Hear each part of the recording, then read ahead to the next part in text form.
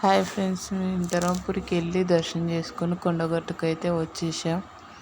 కొండగట్టుకు అయితే దర్శనం చేసుకొని వెంబడాడకు నైట్ వరకు చేరుకున్నాం.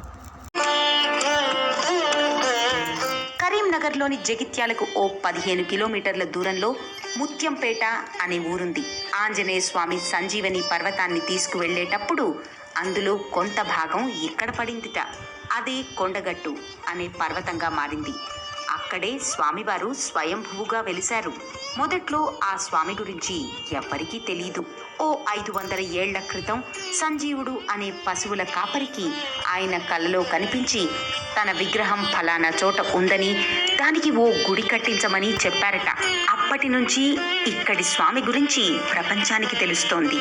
కొండగట్టు ఆంజనేయ స్వామి విగ్రహానికి 2 ముఖాలు ఉండటం ఓ విచిత్రం. అందులో ఒకటి హనుమంతునిది కాగా మరొకటి నరసింహస్వామిది. అలాగే ఈ స్వామి భుజాల మీద శంఖు చక్రాలు, ఛాతి మీద సీతారాముని రూపాలు కూడా కనిపిస్తాయి.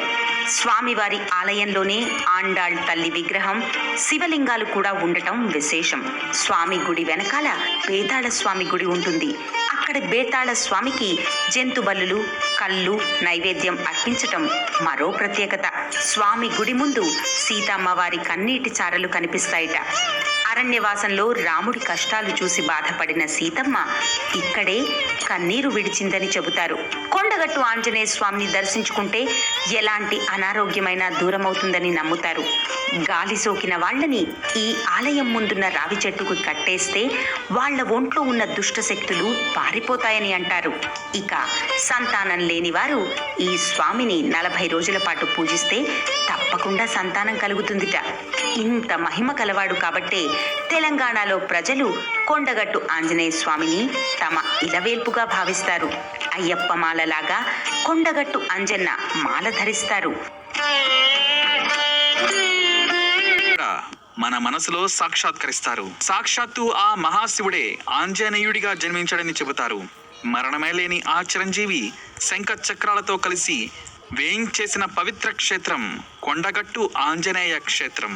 తాను పరమ పవిత్రంగా ఆరాధించే సీతారాముల్ని వక్షస్థలంపై నిలుపుకున్న ఆ పవనస్తుతుడు కొలువై ఉన్న ఈ క్షేత్రాన్ని దర్శించిన వెంటనే భక్తుల కోరికలు నెరవేరుతాయి. మరి ఆ కొండగట్టు యొక్క మహత్యం ఏమిటో మనం తెలుసుకుందాం.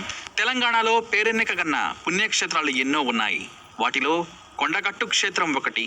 కరీంనగర్ జిల్లాలోని మల్యాల మండలం కేంద్రంలో ఉన్న ముత్యంపేట గ్రామానికి దాదాపు 35 కిలోమీటర్ల దూరంలో ఉన్న ఒక ఆంజనేయ స్వామి దేవాలయం ఈ కొండగట్టు దేవాలయం. ఈ కొండగట్టు క్షేత్రం కొండలు, లోయలు మరియు సెలయర్ల మధ్యన ఉంటుంది. అద్భుత ప్రకృతి సౌందర్యం కలిగిన ఈ ప్రదేశం